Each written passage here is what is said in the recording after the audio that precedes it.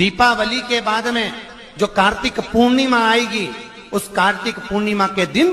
जो किसी जलाशय के पास में जाकर, नदी, तालाब, कुंड, कुआं, किसी जलाशय के पास में जाकर अगर एक दिया लगा देंगे तो उसको तीनों दिन का पुण्य फल 1000 गुना होकर प्राप्त हो जाएगा। हमारे यहाँ पर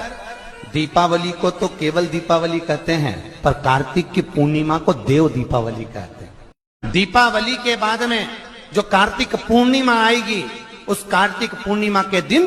जो किसी जलाशय के पास में जाकर, नदी, तालाब, कुंड, कुआं, किसी जलाशय के पास में जाकर अगर एक दिया लगा देंगे तो उसको तीनों दिन का पुण्य फल 1000 गुना होकर प्राप्त हो जाएगा। हमारे यहाँ पर दीपावली को तो केवल दीपावली कहते हैं, पर कार्तिक की पूर्णिमा को देव दीपावली कहते हैं। दीपावली के बाद में जो कार्तिक पूर्णिमा आएगी, उस कार्तिक पूर्णिमा के दिन जो किसी जलाशय के पास में जाकर, नदी, तालाब, कुंड, कुआं, किसी जलाशय के पास में जाकर अगर एक दिया लगा देंगे तो उसको तीनों दिन का पुण्य फल 1000 गुना होकर प्राप्त हो जाएगा। हमारे यहाँ पर